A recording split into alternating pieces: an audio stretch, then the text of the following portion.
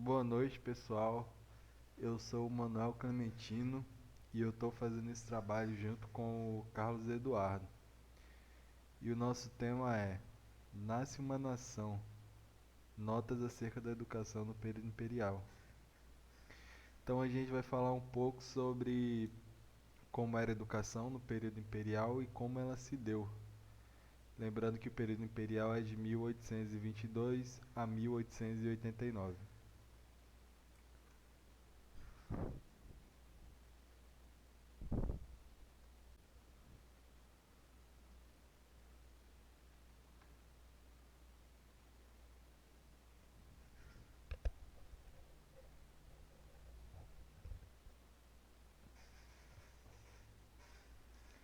Para falarmos do período imperial, é muito importante também a gente saber o contexto em que ele se deu. O período imperial ele começa em 1822 e acaba em 1889, que é quando o Brasil passa a ser uma república. E antes do período da independência do Brasil, que é o que dá início ao período imperial, o Brasil era colônia de Portugal, como todo mundo sabe. E logo após a independência do Brasil, o Brasil se torna uma monarquia constitucional, que seria basicamente é, um império que é regido por um rei e por uma rainha, porém, como é uma monarquia constitucional, ela é regida por uma constituição. Ela tem o rei e a rainha, mas também tem uma constituição e leis que regem o país. E é muito importante esse período da independência do Brasil, porque logo após a independência sobre Portugal, eles começam a criação da primeira Constituição do Brasil, que foi acabada de fato em 1824. Porém, antes disso, tiveram muitas ideias sobre a Constituição. É, Teve também uma Constituição que foi anulada após um golpe em 1823. E dentro dessas constituições haviam muitos projetos sobre a educação do Brasil, incluindo o projeto de um Sistema Nacional de Educação, que era muito importante.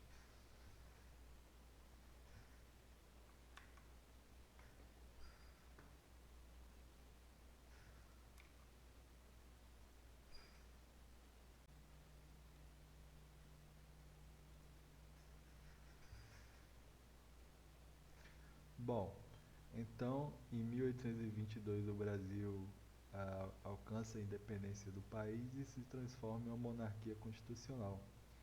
E aí então eles começam a trabalhar para criar a nova Constituição do Brasil, que seria a primeira Constituição criada no Brasil, que se finda em 1824 por vários motivos. E nessa época havia uma ideia de educação como direito do cidadão e dever do Estado. Havia essa ideia de educação para todos muito forte.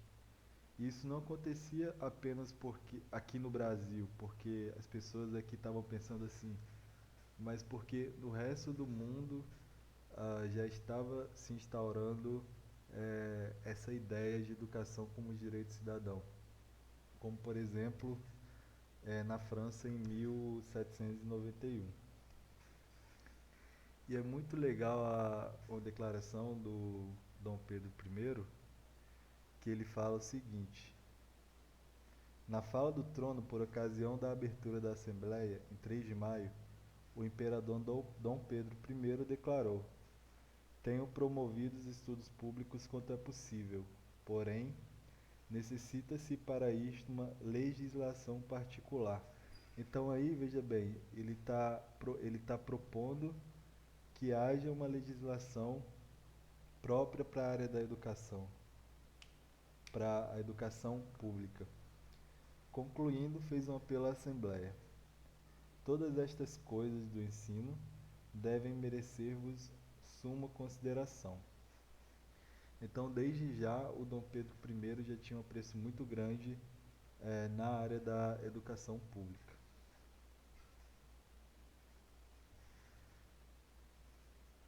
Bom, e aí em seguida, várias propostas são postas em jogo aí por vários teóricos, né, sobre a educação no Brasil, incluindo o sistema de educação nacional que foi proposto na Constituinte de 1823, que ela falava sobre 3 graus de educação e, entre várias outras pautas, ela dizia sobre educação para brancos, negros e para índios, que isso é muito importante da gente observar para aquela época, que lembrando que ainda era um período eh, escravista.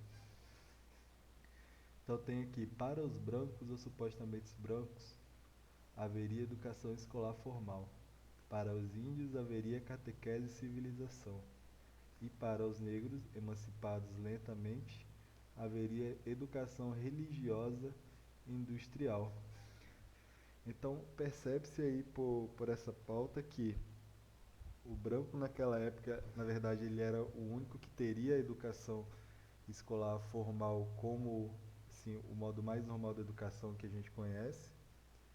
Para os índios, haveria catequese e civilização, ou seja, dá uma ideia meio assim que os índios eles não eram civilizados, e também essa ideia da catequese para poder colocar ali a religião cristã acima do que eles acreditavam. E para os negros, que seriam emancipados lentamente, haveria educação religiosa e industrial. Ou seja, para os negros haveria também a educação religiosa, mais uma vez colocando ali a religião cristã acima do que eles acreditavam, tentando impor, e a educação industrial, que seria educação realmente para trabalho talvez braçal, esse tipo de trabalho que era naquela época associado ao negro, né, que ainda era escravo. E logo após várias ideias como essas aí, ocorreu o golpe de Estado de 1823 que anula a Constituinte, e aí só em 1824 que eles vão fazer, que eles vão ter outras propostas e de fato fazer a Constituição.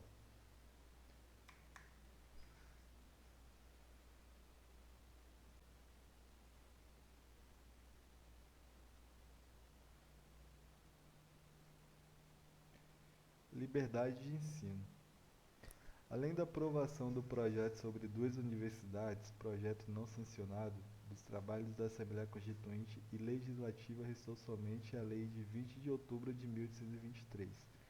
Esta declarava em vigor, entre outros atos das Cortes Portuguesas, o Decreto de 30 de junho de 1821, permitindo, abre aspas, a qualquer cidadão o ensino e a abertura de escolas de primeiras letras, independente de exame ou licença.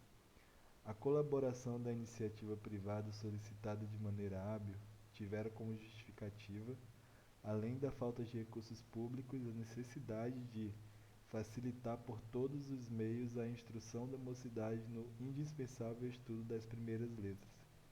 Tivera ainda a intenção de assegurar a liberdade que todo cidadão tem de fazer o devido uso de seus talentos, sem prejuízos públicos.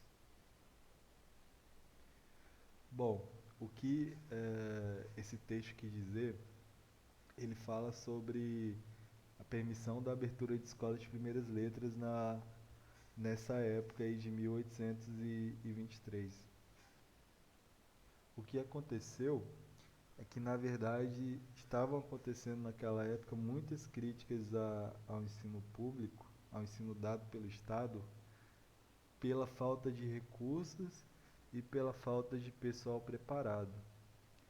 Então nasce, na verdade, como uma forma de lidar com esse problema da falta de recursos, a permissão da abertura de escolas de primeiras letras, que teoricamente faria com que essas escolas privadas se espalhassem pelo país e abrangessem o maior número de pessoas.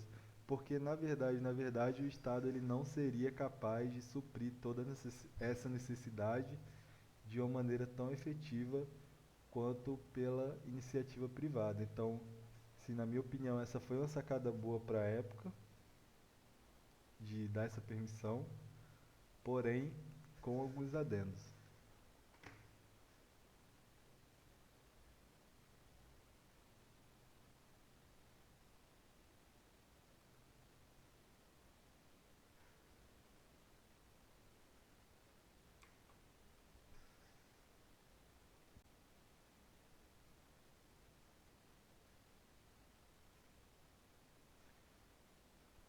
O estado da educação popular pouco se alterou entre 1823 e 1826.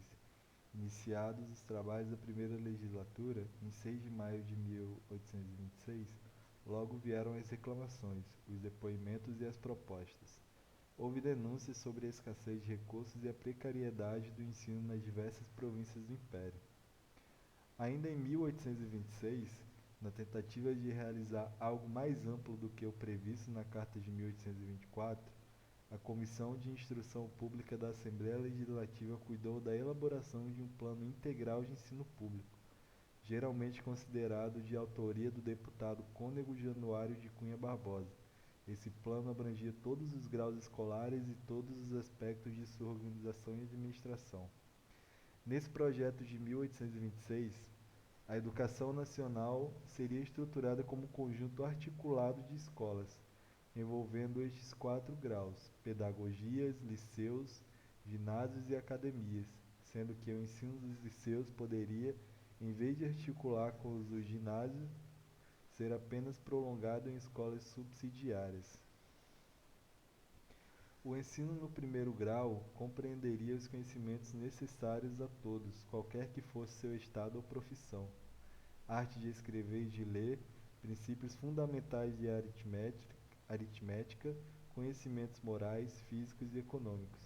As meninas seriam igualmente admitidas nas escolas de primeiro grau e a sua instrução seria a mesma e simultânea. Os mestres procurariam aproximar-se o mais possível do método lancasteriano, re- repartindo o ensino por decúrias, a fim de que os mais adiantados discípulos se exercitassem no ensino de menos adiantados, na metade do tempo de aula, e depois recebessem eles mesmos as instruções do mestre no resto do tempo. Em cada capital de província seria criada uma escola lancasteriana para a iniciação dos professores no método. Esse minucioso plano não passou, entretanto, de um projeto da Comissão de Instrução Pública apresentado à Assembleia, não chegou a ser aprovado.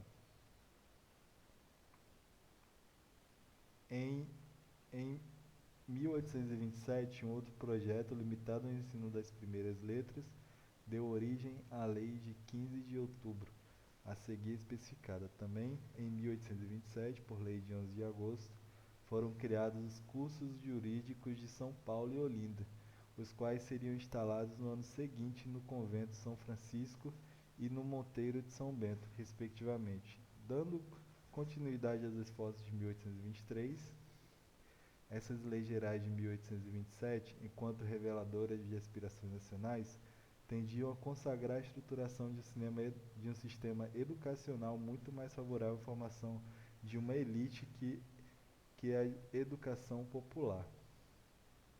Bom, com tudo que foi lido aqui agora, ele fala sobre um sistema, a proposta de um sistema de educação favorável, né, com os liceus, os ginásios, academias e as pedagogias, que no caso seria a separação de o que a gente tem hoje como a alfabetização, o Fundamental 1, Fundamental 2, o ensino médio, depois a faculdade. Porém, foi visto também que essa proposta ela tendia muito mais a uma elite. E o que de fato era, né? Na época de 1800 até 1900, a educação era algo muito restrito à elite. Por mais que na Constituição tivesse leis, o pensamento fosse de dar educação para todo mundo e tinha essa ideia de educação como dever do Estado para todo mundo tem direito à educação, na prática não era assim que acontecia.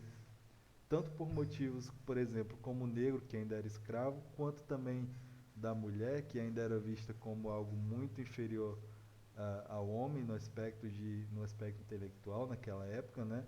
A mulher era algo mais de assistência e até por essa visão da mulher como é, é, uma auxiliar ali na vida cotidiana, é, nessa época, em algumas escolas, tinha até uma diferença entre a educação dada para os homens e para as mulheres.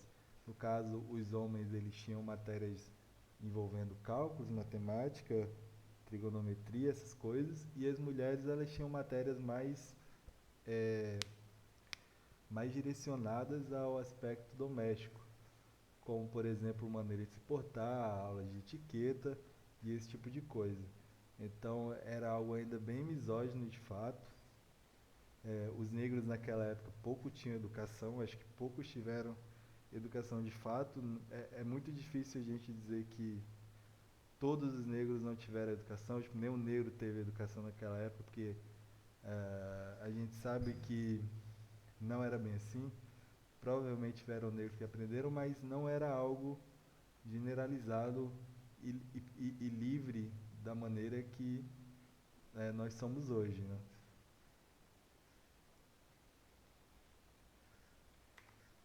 Então agora eu vou passar um vídeo para vocês sobre que explica sobre a educação na época do Império do Brasil e logo depois o meu colega Carlos Eduardo vai explicar um pouco melhor algumas coisas.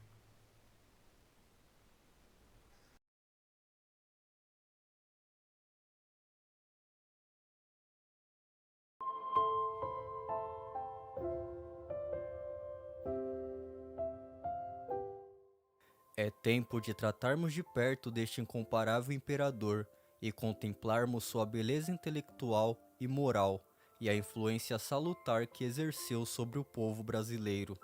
A instrução sólida que Dom Pedro II recebera e contemplara com seus próprios esforços o ensinara a avaliar o preço do saber para o homem e seu imenso valor para um povo. Assim, a instrução pública foi objeto de seus cuidados e constantes preocupações. Escolas primárias, ensino secundário, estabelecimentos científicos, sociedades de cultura foram sucessivamente fundados e organizados sob os auspícios do sábio imperador.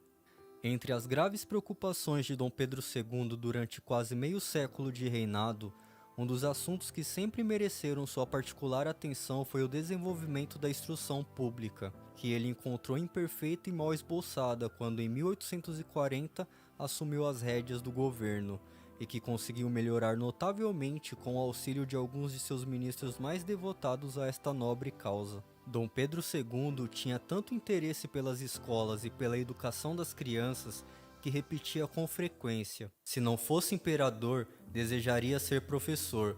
Não conheço missão maior e mais nobre que a de dirigir as inteligências jovens e preparar os homens do futuro. Dom Pedro II, além de carismático estadista, revelou-se um mecenas da produção artística e literária no Brasil. O bolsinho do imperador patrocinou diversos literatos, artistas e profissionais de vários ramos da ciência, no intuito de favorecer uma fundamentação e autonomia cultural. Para o jovem monarca, a unificação territorial do império podia ser insuflada pela unicidade cultural, já que a carência de uma identidade verdadeiramente nacional poderia resultar, a médio ou longo prazo, em agente de divisão interna ou de enfraquecimento das instituições do governo, o que repercutiu na necessidade de se adotar uma produção artística de temática autóctone que realçasse as potencialidades naturais do país, o índio como habitante genuíno e elemento da brasilidade, e os temas históricos nacionais. Aos 20 anos, Dom Pedro II começou um ofício que desempenharia pelo resto da vida, inspetor-geral da educação no Império. Presidia a mesa de examinadores e às vezes perguntava também. Embaraçava os alunos e espicaçava os professores com a sua proverbial memória e a sua erudição. Dizia que o ensino devia elevar-se e dava o exemplo, fiscalizando com uma tenacidade inigualável. Insistia para que moralizasse a instrução e não confiava nas informações oficiais, mas ajuizava com os próprios olhos. Aos 29 anos, acabara por criar no Brasil um verdadeiro mecenato, que atinge todos os ramos da atividade literária, artística e científica. Joaquim Manuel de Macedo, José de Alencar, Gonçalves Dias, Gonçalves de Magalhães, Varnhagen, entre outros, se encarregaram de elevar o nível intelectual do país, estimulados pela atenção que o soberano dedicava às coisas literárias. Pintores, músicos e escritores encontram apoio e auxílio que chegam por intermédio de viagens de estudos, de encomendas de obras, enfim, por todas as formas de que o imperador podia dispor. Lendo todos os jornais da capital e das províncias, tendo à sua disposição funcionários que assinalavam os artigos que podiam interessá-lo, não somente os que se referiam à política, mas também às artes e às letras. O imperador desejava ter dinheiro apenas para fundar escolas, para a compra de livros, de objetos de artes, de quadros ou para financiar aqueles que ele julgava dignos de apoio. Dom Pedro II auxilia os artistas em suas realizações.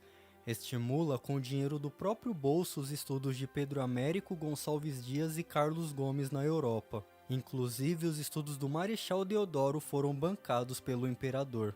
Durante todo o segundo reinado, Dom Pedro II sustentou 151 alunos, dos quais 41 foram estudar no exterior. 2 deles eram mulheres, sendo uma delas a primeira médica brasileira, Maria Augusta Generoso Estrela. Desses 151 alunos, 41 foram estudar no exterior, 65 eram do ensino básico e médio, dos quais 15 eram mulheres. Dom Pedro II não só pagava os estudos deles, como também os ajudava com os livros, enxoval e viagens. Em contrapartida, Dom Pedro II avaliava suas notas a cada 3 meses, e impunha a condição deles retornarem ao Brasil no final dos estudos. Ferdinand Wolff avaliou o interesse do imperador pelas artes. Dom Pedro não se contenta em amar e proteger as ciências e as artes, de reunir em sua corte sábios e artistas, de os favorecer. Não faz das ciências, das artes e das letras um pedestal de sua ambição. Ele as ama por elas mesmas, e conhece muitos dos seus ramos ele próprio. Foi talvez o único que teve essa elevada e desinteressada preocupação pelas artes, letras e ciências. Assis de Chateaubriand comentou a respeito de Dom Pedro II, malgrado o lamentável espetáculo de incapacidade da vida pública do Brasil. Ele criou um ambiente de ordem política que era, em larga parte, uma transposição e uma projeção da sua personalidade vigorosa. A obra mais interessante do imperador consistiu na formação das elites no Brasil. Elites políticas, elites literárias, elites artísticas. Ele se preocupava da criação de todas elas, e com uma sabedoria doce, insinuante e sagaz. Terminada a guerra contra o Paraguai, quis a gratidão nacional levantar ao imperador uma estátua equestre, que chegou a ser modelada em gesso. Abriu-se para isso uma grande subscrição. Quando a iniciativa chegou ao seu conhecimento, Dom Pedro recomendou em carta ao presidente do Conselho de Ministros que só empregassem seus esforços na aquisição do dinheiro necessário para a construção de edifícios apropriados ao ensino das escolas primárias e para o melhoramento material de outros estabelecimentos de instrução pública. Não queria que a sua figura fosse perpetuada em mármore ou bronze, mas em 4 edifícios consagrados à instrução popular, e concluía a carta. Todos os ministros passados e os atuais sabem bem o que eu penso sobre a instrução pública. De há muito venho dizendo que se deve cuidar dela muito seriamente, e que nada me seria mais agradável agora que se fez triunfar a causa da dignidade nacional do que ver a nova era de paz e de prosperidade começar por um ato de iniciativa do Brasil em proveito da educação do povo. Foram assim edificadas as escolas do Largo do Machado, da Rua Senador Correia, da Praça 11 de Junho e da Rua da Harmonia, no Rio de Janeiro. Na capital do Império, a instrução primária, secundária e superior dependiam do governo. Nas províncias, as assembleias provinciais criadas pelo Ato Adicional de 1834 faziam as leis sobre a instrução primária e secundária. A instrução superior em todo o Império estava a cargo do governo central. Em 1857, o Brasil possuía apenas 2.595 escolas públicas primárias, com 70 mil alunos. Em 1860, o número de escolas sobe para 3.516, com mais de 115 mil alunos. Em 1886, havia 6.605 escolas públicas com 213.670 alunos. E em 1889, são 300 mil alunos frequentando 7.500 escolas públicas para o ensino primário. Para o ensino secundário, além dos estabelecimentos particulares, havia no Rio o Colégio Imperial Dom Pedro II e liceus nas províncias.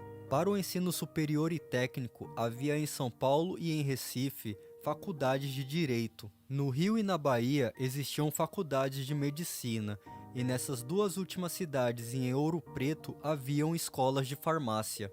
No Rio tinha a Escola Politécnica e em Ouro Preto escolas de Minas. No Rio, em Porto Alegre e em Fortaleza existiam escolas militares além de colégios preparatórios. No Rio tinha o Colégio Naval, escolas de marinha e escola superior de guerra. No Rio, Bahia, Recife e São Paulo existiam liceus de artes e ofício.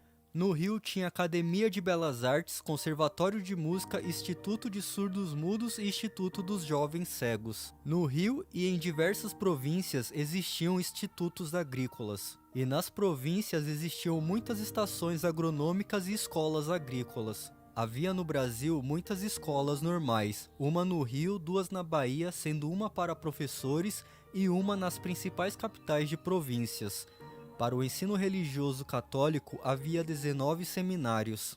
Na última fala do trono, na abertura dos trabalhos legislativos de 3 de maio de 1889, nela Dom Pedro II pediu aos deputados e senadores que aprovassem a criação daquelas que seriam as primeiras universidades do Império. Entre as exigências da instrução pública, sobressai a criação de escolas técnicas adaptadas às condições e conveniências locais, a de 2 universidades, uma ao sul e outra ao norte do Império, para centros de organismos científicos e proveitosa emulação, donde partirá o impulso vigoroso e harmônico de que tanto carece o ensino, assim como a de faculdades de ciências e letras, que apropriadas às províncias se vinculariam ao sistema universitário, assentando tudo livre e firmemente na instrução primária e secundária. Os parlamentares não tiveram tempo de aprovar as universidades que o imperador tanto queria. 6 meses depois, a monarquia seria derrubada com o golpe republicano de 15 de novembro. A primeira universidade do Brasil, a Federal do Paraná, só seria criada em 1912, mais de 20 anos depois. Na astronomia, existia no Rio um observatório astronômico, que publicava um anuário e anais em que apareceram observações de astrônomos brasileiros sobre a passagem de Vênus feita em São Tomás e no Estreito de Magalhães, em 1882. Havia igualmente no Rio um departamento central de meteorologia, um posto hidrográfico, muitas bibliotecas, entre as quais a Biblioteca Nacional, que na época tinha 171 mil volumes, 8 mil manuscritos e 30 mil estampas, que publicava anais. Existiam museus, entre os quais é preciso citar o Museu Nacional do Rio, dirigido pelo sábio conselheiro Ladislau Neto, que publicava arquivos onde se encontram importantes estudos de história natural e de etnografia. Havia também o Museu Escolar. Entre as sociedades científicas, existia o Instituto Histórico, Geográfico e Etnográfico do Brasil, a Sociedade de Geografia, presidida pelo primeiro-ministro Marquês de Paranaguá, a Academia Imperial de Medicina, o Instituto da Ordem dos Advogados, o Instituto Politécnico, presidido por Sua Alteza Real o Conde D, uma Sociedade para a Propagação das Belas Artes, presidida pelo conselheiro João Alfredo, e muitas sociedades para a propagação da instrução pública. Numa palavra, todos os estabelecimentos de educação que a França possuía no século XIX existiam no Brasil, e era uma coisa lisonjeira para a língua francesa, sobretudo em livros escritos em nossa língua que se estudava no Brasil. Nas escolas públicas, como aconteciam na França, as crianças de todas as religiões são admitidas por espírito de tolerância e liberdade, e que o ensino religioso é deixado aos cuidados da família e dos sacerdotes da religião em que nasceram. Note-se que no Brasil haviam poucos colégios pertencentes a corporações religiosas, e além disso, embora a religião católica era do Estado, todas as religiões são professadas livremente. O clericalismo não existia, mesmo de nome, nesse país cujo espírito era essencialmente liberal.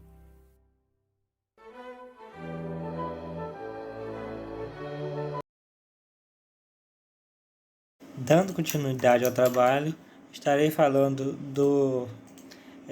na educação no Império e vou estar falando de algumas leis e também sobre como elas foram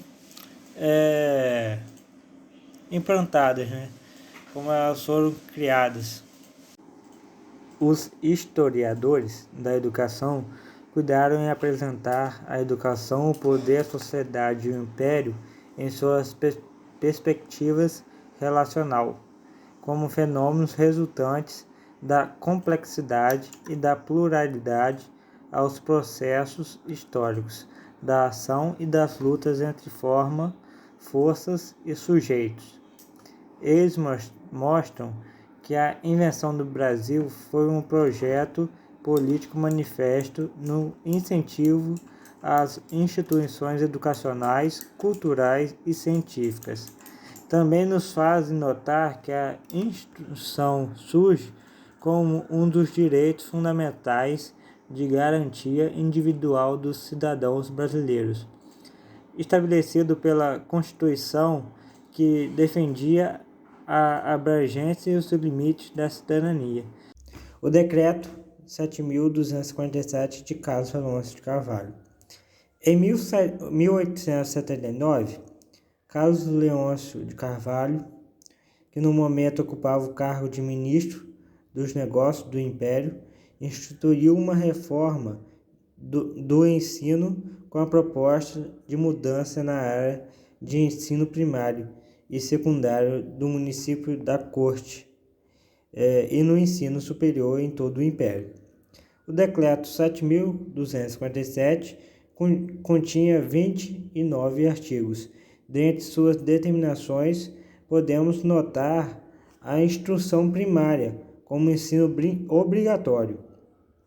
Instituía a liberdade de ensino e da consciência, buscava a organização do ensino primário, relacionando as escolas do primeiro e segundo grau, do primeiro ao segundo grau, como no sistema americano, e introduzia as lições de coisas como disciplina. Leôncio de Carvalho decretou a reforma do ensino sem a prévia discussão e deliberações da Câmara dos Deputados. Os trâmites procedimentais consistiam na apresentação do projeto de reforma à Câmara dos Deputados para discussão e aprovação. Sabe-se que a Assembleia Legislativa acabou por não referendar o decreto na íntegra. Algumas disposições resultavam em aumento de despesas, outras necessitavam de maiores estudos para aprovação. Dentre as determinações do decreto que passaram a vigorar, destaca-se a garantia da liberdade de crença de alunos e professores nas escolas públicas de todos os níveis. por uma disciplina rigorosa e ilustrada, a inspeção da capital do Império.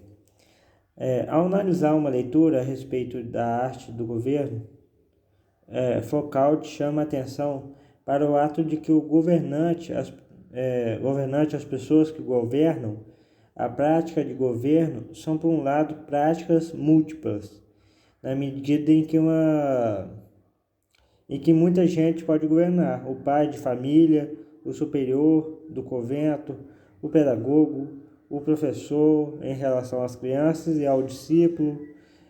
Governar um Estado significa, nesse sentido, ter em relação aos habitantes as riquezas aos comportamentos individuais e coletivos, uma forma de vigilância de controle tão atenta quanto ao do pai de família.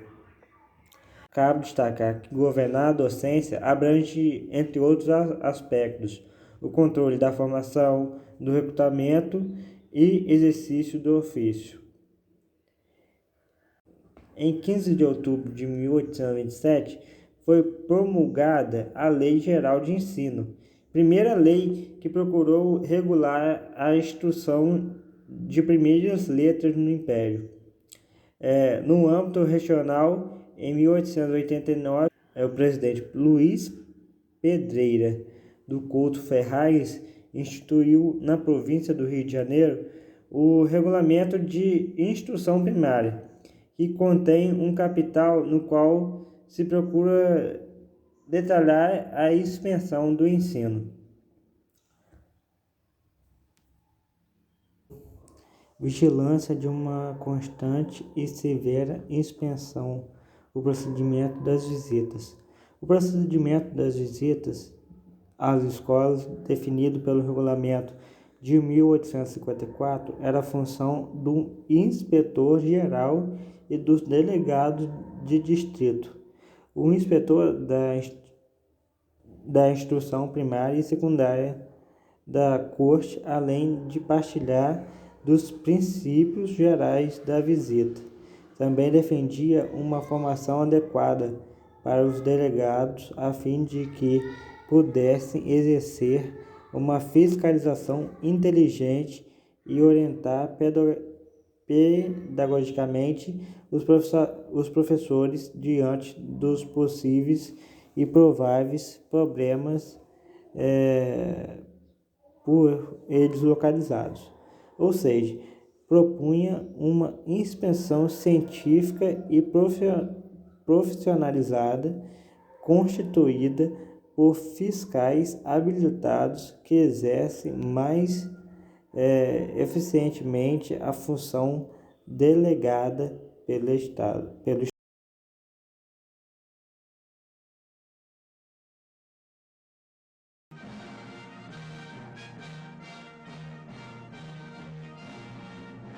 A vinda da família real representou a verdadeira descoberta do Brasil. Isso se deu a partir da abertura dos portos, que, além do significado comercial da expressão, significou a permissão dada aos brasileiros de tomar conhecimento de que existia, no mundo, um fenômeno chamado civilização e cultura. Em 1822, a 7 de setembro, Dom Pedro I declara a independência do Brasil e, inspirada na Constituição Francesa, de cunho liberal, em 1824 é outorgada a primeira Constituição brasileira. O artigo 179 desta Lei Magna dizia que deveria existir instrução primária e gratuita para todos os cidadãos.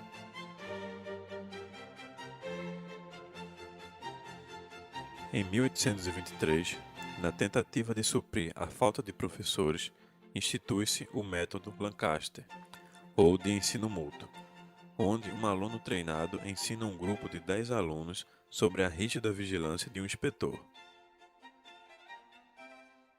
Em 1826, um decreto institui 4 graus de instrução: pedagogias, escolas primárias, liceus, ginásios e academias.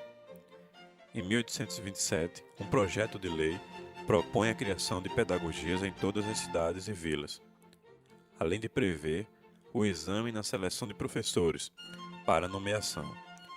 Propunha ainda a abertura de escolas para meninas. Em 1834, o ato adicional à Constituição dispõe que as províncias passariam a ser responsáveis pela administração do ensino primário e secundário.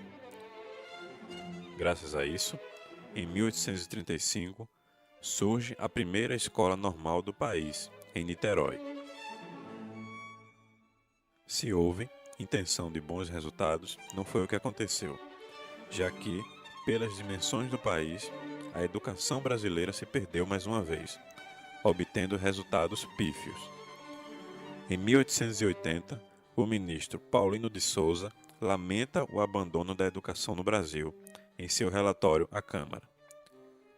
Em 1882, Rui Barbosa sugere a liberdade do ensino, o ensino laico e a obrigatoriedade de instrução. Em 1837, onde funcionava o Seminário de São Joaquim, na cidade do Rio de Janeiro, é criado o Colégio Pedro II, com o objetivo de se tornar um modelo pedagógico para o curso secundário. Efetivamente, o Colégio Pedro II não conseguiu se organizar até o fim do Império para atingir tal objetivo. Até a proclamação da República, em 1889, praticamente nada se fez de concreto pela educação brasileira. O imperador Dom Pedro II, quando perguntado que profissão escolheria se não fosse imperador, respondeu que gostaria de ser mestre-escola. Apesar de sua afeição pessoal pela tarefa educativa, pouco foi feito em sua gestão para que se criasse no Brasil um sistema educacional. Organização do ensino na província de Pernambuco. Em Pernambuco, a economia estava estruturada em grandes latifúndios e o comércio em Recife e nas outras grandes cidades estava nas mãos de estrangeiros, seguindo moldes da economia nacional. Em 1836, a Assembleia Legislativa da província, partindo da descentralização do ensino proposto pelo ato adicional, promulgou uma lei que autorizava a contratação de um professor qualificado para instituir no Recife uma escola normal no método de ensino mútuo ou Lancaster. A administração do ensino ficaria sob jurisdição do Liceu Provincial. A organização do ensino também compreendia as aulas de primeiras letras e o latim. Segundo dados do Censo Demográfico de 1871, haviam 26 colégios secundários no Recife, sendo 17 para meninos e 9 para meninas, onde estavam matriculados 626 meninos e 85 meninas. Havia também 312 escolas primárias, com 6.398 matrículas masculinas e 3.124 femininas. A escola normal tinha 49 matriculados e, na prática escola anexa, 114. O Liceu Provincial tinha 149 alunos internos e 42 externos. Dispositivos legais do período demonstram o pouco interesse despertado no povo pela educação. Estima-se que apenas 1/10 da população da província pôde ter acesso à educação primária.